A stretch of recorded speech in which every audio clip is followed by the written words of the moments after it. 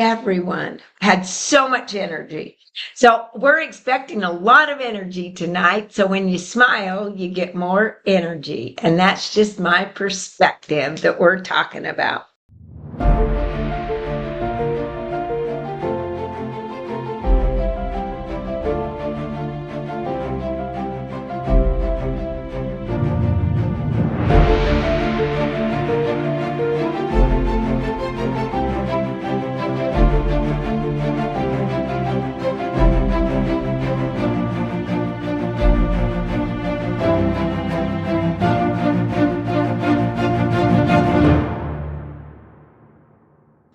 And as we get started, you know, Shane does a fundraiser a couple of times a year, and tonight is one of the big fundraisers.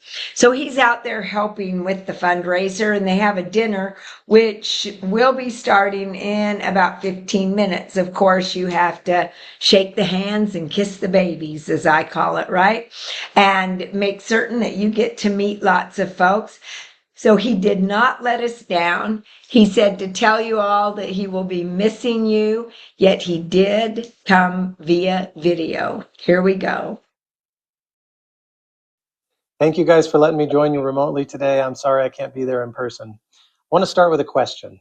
Have you ever noticed two people can go through the exact same situation and walk away with two completely different experiences?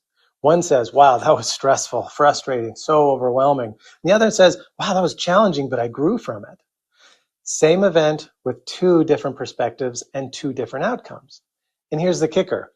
It's not just mindset, it's wiring. We like to think perspective is like it's just attitude. Well, it's not. Perspective is a neural pattern. It's the brain's default way of interpreting the world. Every time something happens, your brain asks one question, and it does it instantaneously. What does this mean? And it answers based on past wiring, such as past experiences, repeated thought patterns, and emotional habits. Over time, that becomes your automatic lens. So if someone cuts you off in traffic, for example, one brain says, unbelievable, people are beep, we've got a word for it. Another says, maybe they have an emergency. It's not worth my energy to chase after this. I'll back off, give them some space. What's the difference? It's not personality, it's not luck, it's neuroplasticity or wiring. Your brain is always adapting, and it always adapts to what it practices. Whatever you repeatedly think, feel, and focus on gets stronger. This is the core rule. Neurons that fire together, wire together. If you repeatedly interpret things as threats, stress, or negativity, you strengthen those pathways. Your brain becomes increasingly efficient at seeing problems. Now, on the flip side, if you train your brain, or if we train our brains to look for opportunity, meaning, and growth, then we strengthen those pathways instead. In this scenario, your brain becomes efficient at seeing possibilities. Same world, different brains. Here's why this matters. Most people don't choose their perspective. They react from it. Because once a pattern has been practiced enough, it gets strong enough, it becomes fast, automatic, and most importantly, it becomes emotional. It feels like your truth, but it's not truth, it's conditioning. Your brain isn't saying this is reality. It's saying this is what you told me to get really good at because you kept practicing it. Interpreting the patterns or pattern it's where everything changes. Neuroplasticity gives us a window where we can interpret and rewire our perspectives, but it starts with one simple moment. And we spoke about this last week of awareness, catching yourself in real time. Oh, I'm assuming the worst. Oh, I'm going negative again. This is my old pattern. It's my old one, not my new one. At that moment, it's the fork in the road. From there, we begin to ask better questions like, what's another way I can see this? No fake, positivity here. It's not a delusion, just it's another perspective. Here's some examples. Instead of this, this always happens to me. What can I learn? Start saying, what can I learn from this? Instead of, I'm overwhelmed, say, what's one thing I can control right now? Instead of, this is a problem, is this a challenge or an opportunity? Start changing with questions and curiosity. And if we repeat it enough, we begin to wire new pathways, new patterns, and we create our new brain. I had a patient who would say, everything stresses me out. And they said this over and over and over again. Traffic is horrible. Work sucks. My family hates me. All the things that, negativity, pick something. And it was most likely said. And it wasn't because life was harder for them. It was because their brain had become exceptionally good and practiced at detecting stresses. We didn't change their lives. We didn't change our lives overnight. We changed our perspectives through training. Every time stress shows up, we practiced pause, reframe, and then redirect. At first, it felt forced. Then it felt possible. And then it begins to feel natural. And eventually, they began saying things like, something I'll never forget. My life didn't change, but everything else feels different. That's neuroplasticity. Here's the truth. The big idea, if you will, we don't experience life as it is. We experience life as our brains interpret it. And the beautiful part, that interpretation is trainable. So if you've been stuck in stress, frustration, and negativity, negative loops, if you will, that doesn't mean that's who you are. It means that's what your brain has practiced. And anything practiced can be rewired. So the next time life's going on, it's happening, as it will, pause and remember. You're not just reacting, you're wiring. And the question is, what kind of brain do I want to build?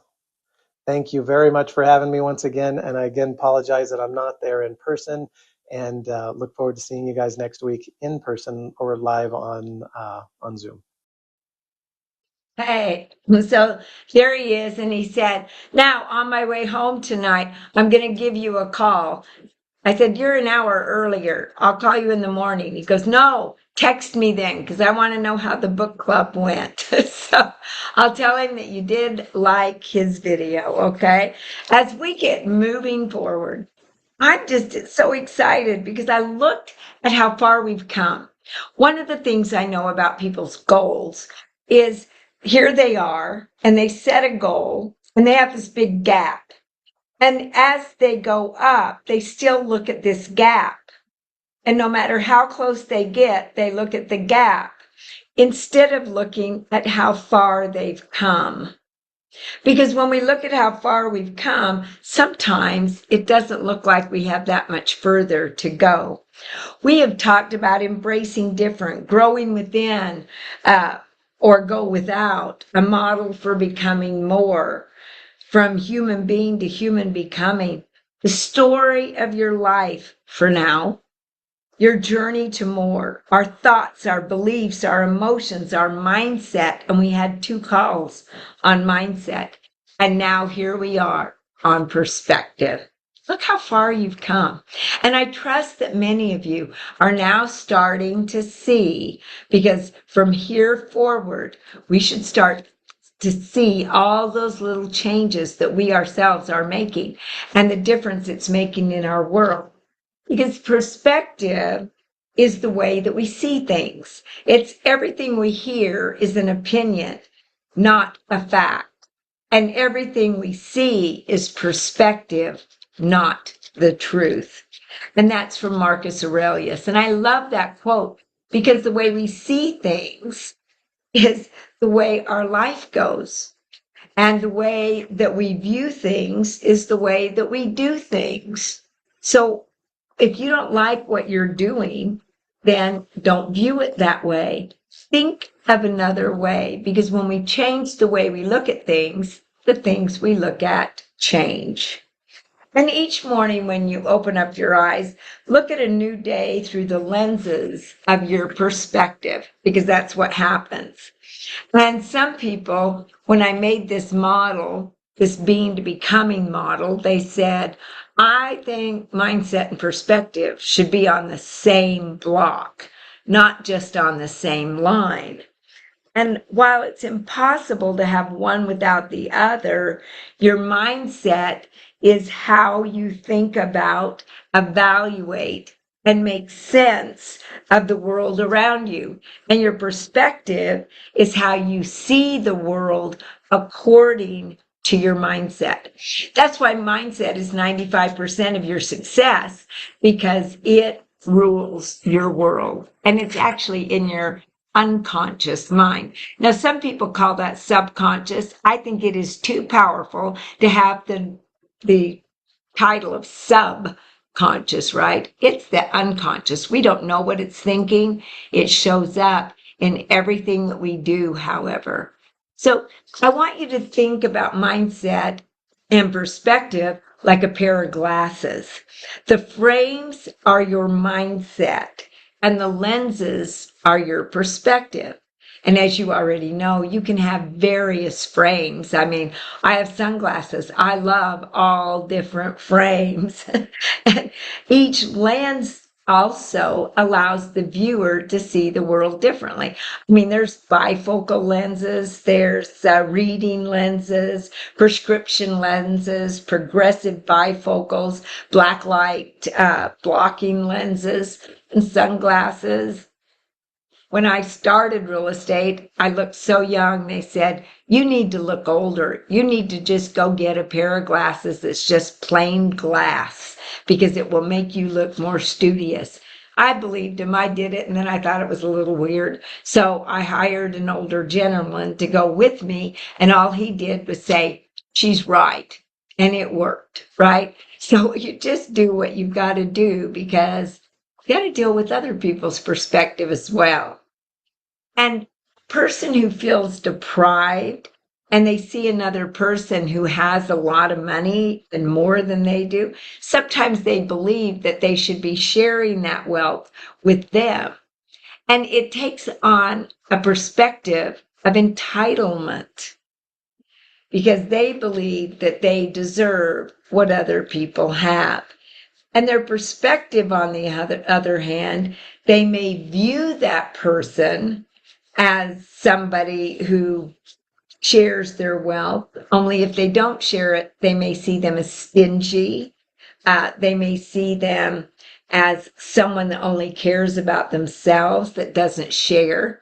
And you adopt the perspective that shapes everything in your reality. So it's very interesting until we change that perspective to help our mindset, to help our emotions. It goes forward and backwards because your perspective is reality. So let's look at this for just a moment, the kinesis triangle. I don't know how you see this because it's your perspective. As you look at this, I want you just to think about, what do you see? Do you see one big triangle that's white in the middle? Or do you see three small triangles, or V's, I should say, out to the side? Do you see Pac-Man on each of those corners of the white triangle? Or do you see the white triangle at all? This particular picture denotes so many different things about the way that people look at their life because each one of us sees something different. If you just see three Pac-Men out there out in the open and kind of like a V in between, is the Pac-Man going to go in between those V's and attack another Pac-Man? I don't know. Yet this thing is, well, let me just see. How many of you, put in the chat, how many of you see the white triangle? The white triangle, put in the chat.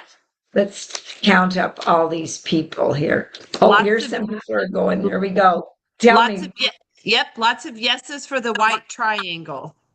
White Okay. triangle, white triangle. Jewish star, 5 triangles. White triangle.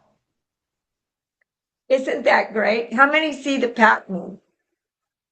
Or do they see them as a pie that just has a piece missing? Oh, this is fun. I love to see all the different ways that you guys see this.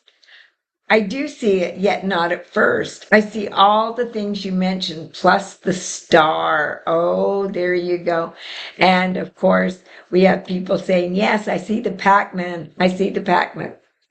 Well, what we're getting at is every one of us can see different things when we look at something. And what we see first is generally what we react to, because our brain is instantaneously scanning all of your past experiences. It's going through that filing cabinet that holds all of our memories, which happens in your unconscious mind. And it's looking for the gaps of what it believes should be there. And that's how it fills in. Is that a white triangle or not? Is it just white space? What you think you are seeing is based on your perception of how you view the world and how you have viewed the world. Because your brain is just a big box of stories written from your perspective about everything that has happened. This is why a family can sit down to a Thanksgiving dinner and they can have the same different Thanksgiving dinner together. Every one of them will remember different things about it. They'll actually argue about different things that happened a year later, right? Because they remember it based upon their perspective, which helped their story. And the reality can be distorted by the brain misperceiving information from your senses. See, each one of us, we see things, we taste things, we hear things, we smell things, we feel things, and we literally have that little self-talk going up in our head. Those are the ways that we see the world, and each one of them is about perspective. And the reality can be distorted by the brain misperceiving information from those senses.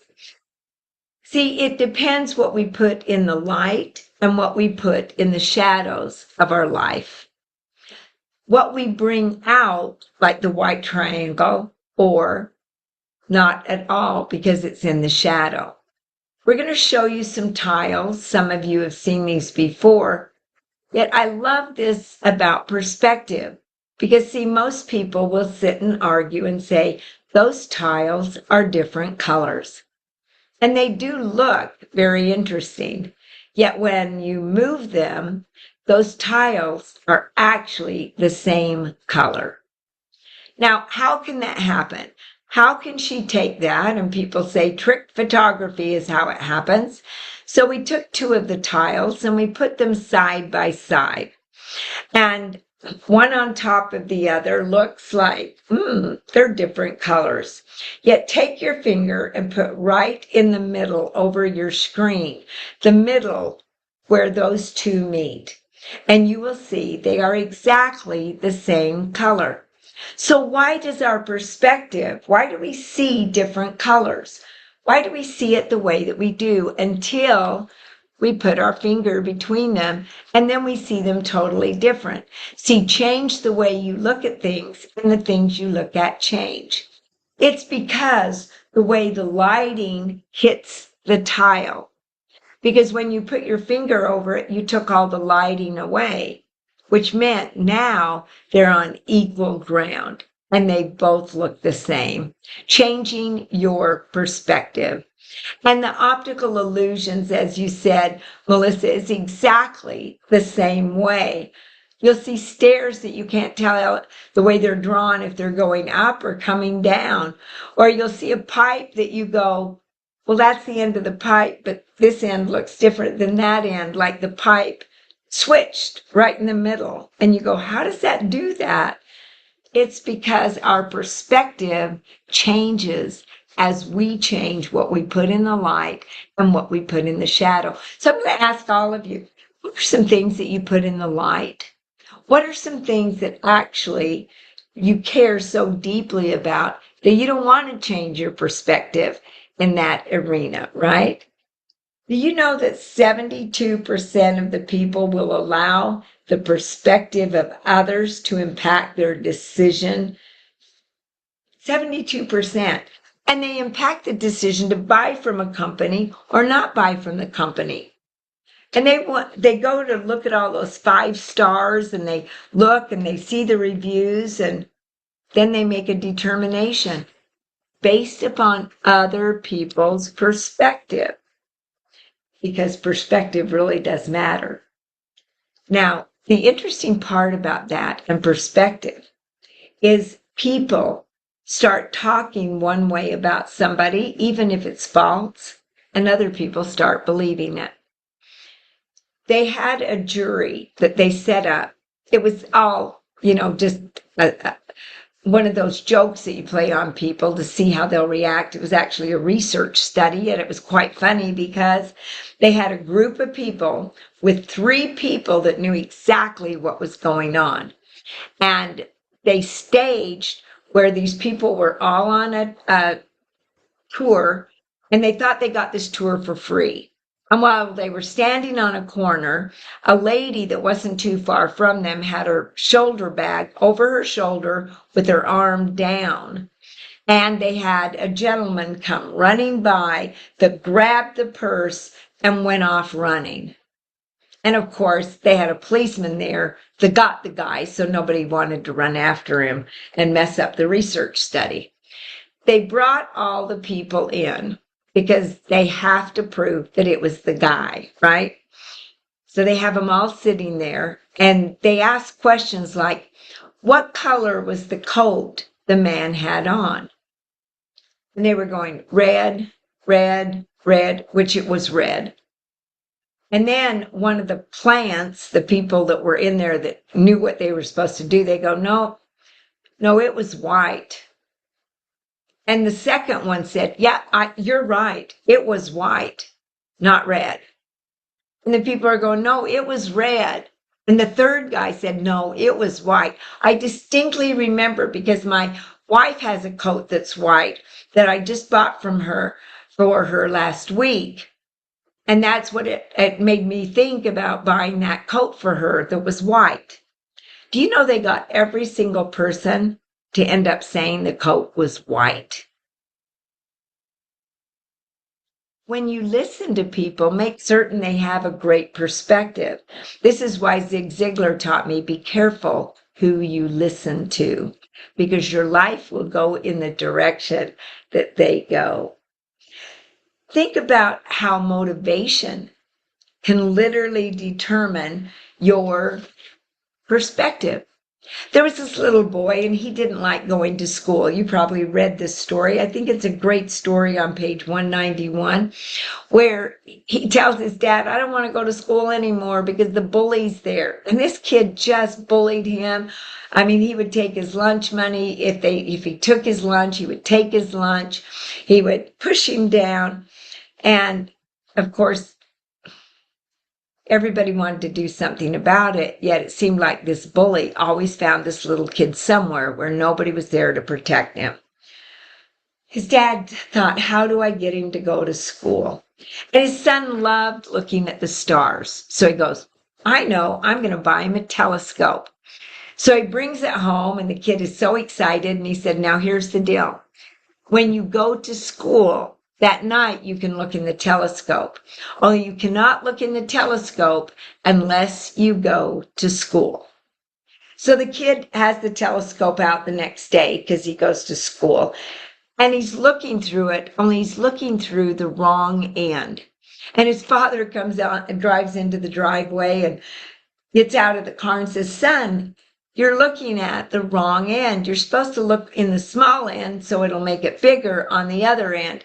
And he goes, oh no, Dad, this is how I have to look at it. Because when I look at it this way, it makes whatever I'm looking at smaller. And I'm looking at the bully right now, right? So he was solving his own perspective with that telescope that his dad had got him.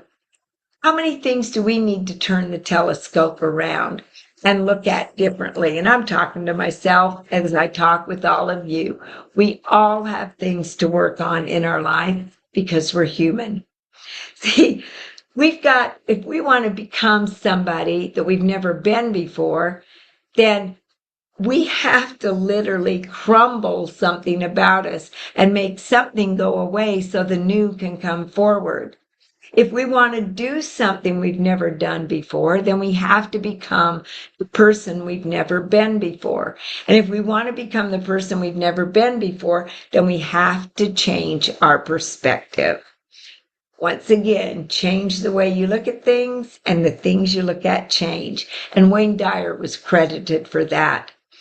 You know, it's very interesting to me how sometimes we take on different perspectives just to help us make different choices. For example, something's happening, and so you look at the whole big picture one way, and then you turn around and you look at it another way, kind of like a big elephant. You got the tail and you got the trunk, and they both look different, yet it's still an elephant.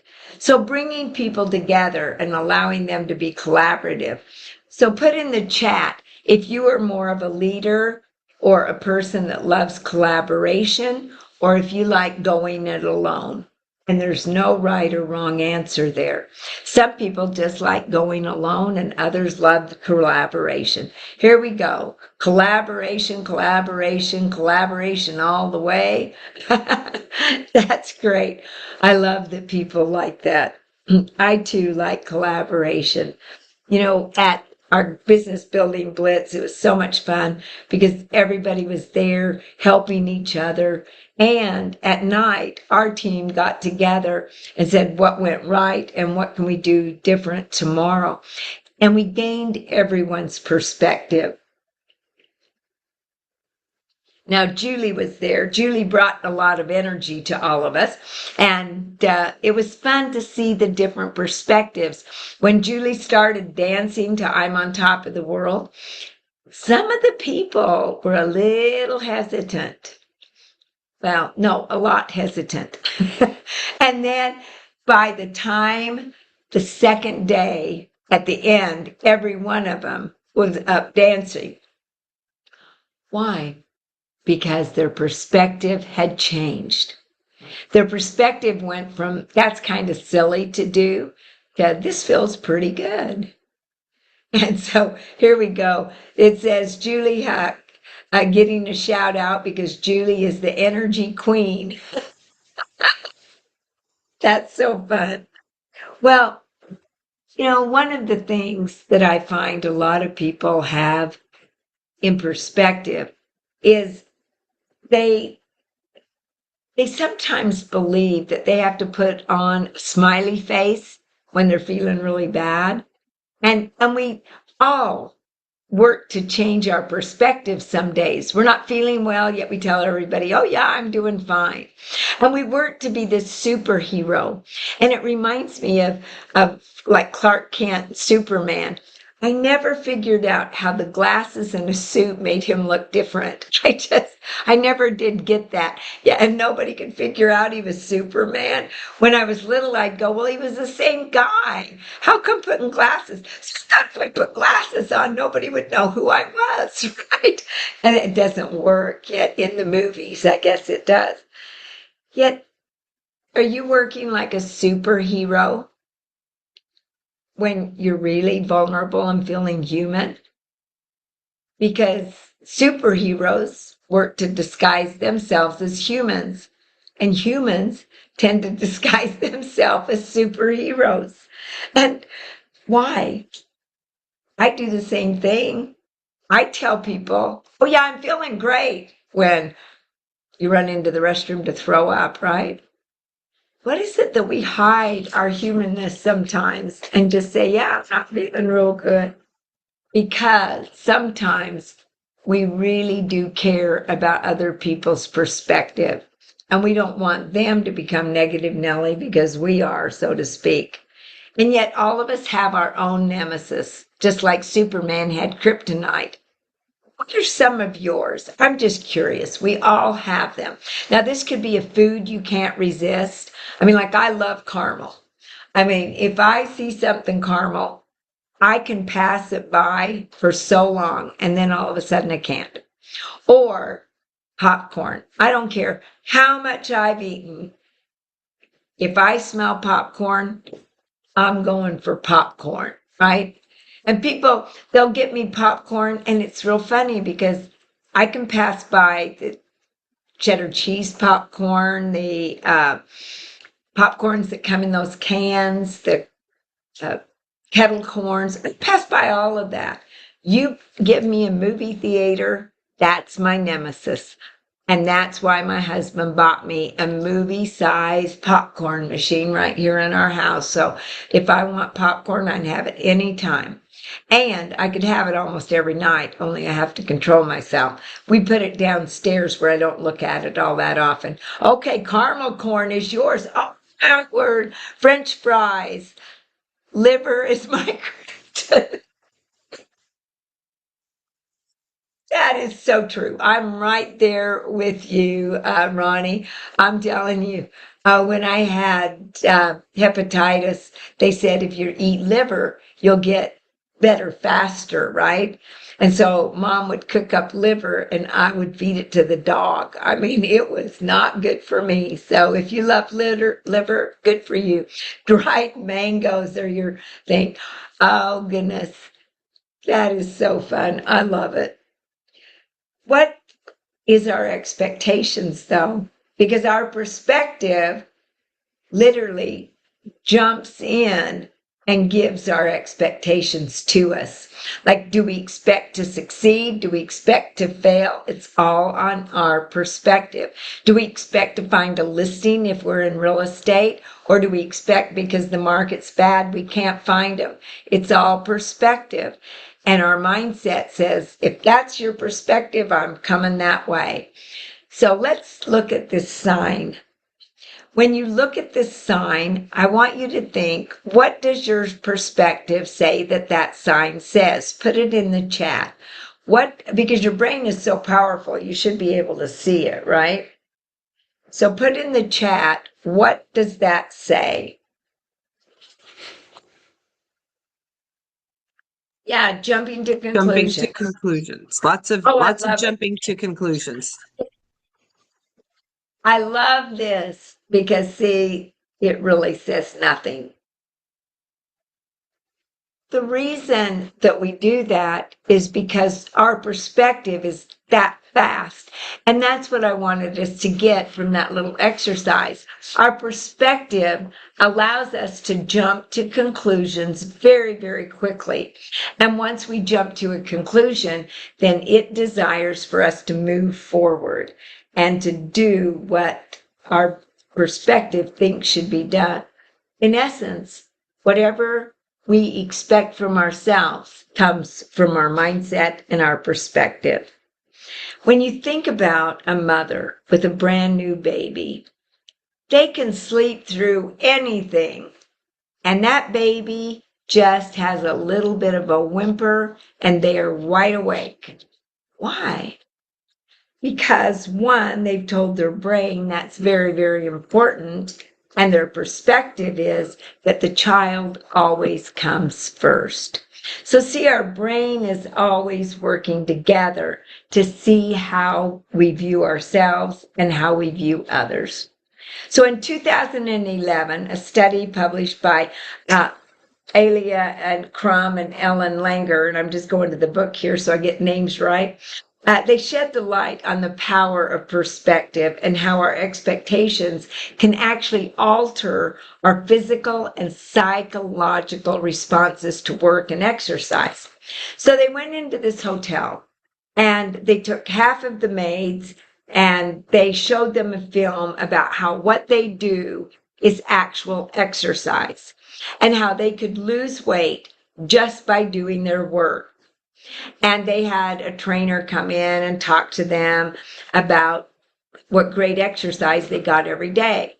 Now, the other half of the maids were not told that. And therefore, nobody changed anything. If they exercised, they exercised. If they didn't, they didn't. Well, after a little bit of time, only 4 weeks actually, the group that had been told that their exercise happened because they were working lost weight. and the other people did not. And it was all their perspective on how they viewed their work. And Annis Nin said, we often don't see things as they are, we see them as we are. And that's so true because that's our perspective. And the perspective of ourselves, well, there was another study done by Dr. Chu. Dr. Stephen Chu, he's a cognitive psychologist and a professor at Stanford University and in Birmingham, Alabama.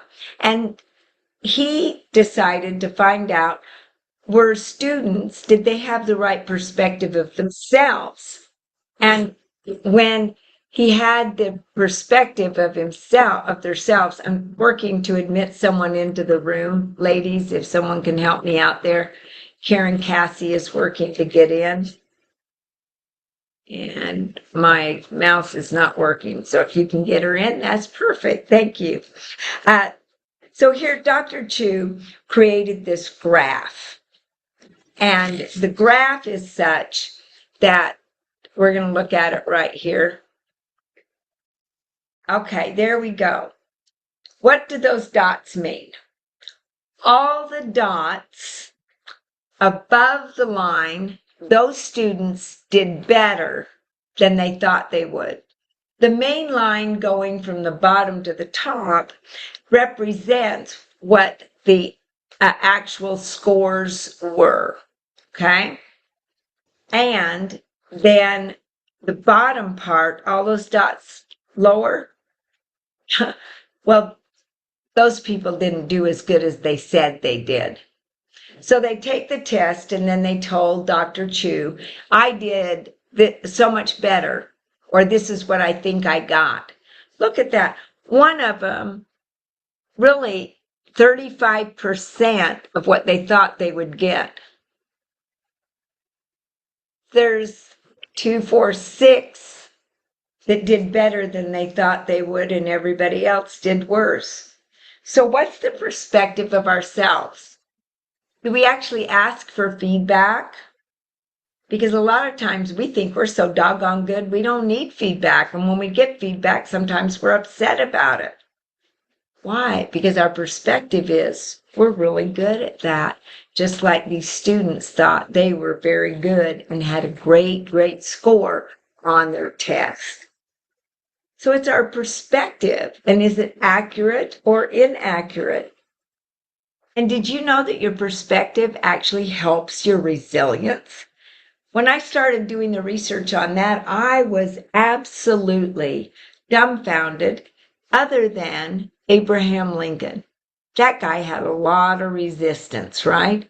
And Doris Kearns Goodwin is a historian that's written many, many books. In fact, if you have ever read her Team of Rivals, then you would agree with me. It's one of the best books out there for leadership. And if you haven't read it, you may desire to pick it up. It's called Team of Rivals. She's a great author, and she studied many of the presidents and wrote books about them. In fact, when they did the movie Lincoln, they brought Doris Kearns Goodwin in to make certain that everything they were doing in the movie was actual and factual because of all the work she had done. Yet think about how many defeats he had. His resilience was amazing. Yet his perspective was amazing as well. And when they told him that this one illness that he had could possibly leave scars on his face, I mean, he says, well, finally, he said, I know my face doesn't look that good, but finally with my illness, I have something I can give to people. And I mean, just crazy little comments he would make were so funny. He made fun of himself, and it was just his perspective that allowed him to do that. And he said, well, the scars on my face, at least they won't disfigure me. I'm already that way, right? Think about different people and their perspective. I loved Reagan when he was up against Mondale, and they were really picking on him, especially the news. And when they went to do their debate, they were commenting because Reagan was 73 years old, right? And Mondale was young and he was vibrant and he had lots of good energy. And they started to bring that up. And they asked Reagan what his perspective of it was. And he said, well, I will not make age an issue in this campaign. I am not going to exploit for political purposes my opponent's youth and inexperience. And I loved that perspective because so many people would be on the defense about how they're they've got wisdom, they've got all this stuff, and I'll get to you in just a minute, Alina. That President Reagan flipped the perspective of the American public because of that. And Dr. Henry Cloud helped me with perspective when he said, don't fake it till you make it, face it till you make it. Change your perspective and everything will change.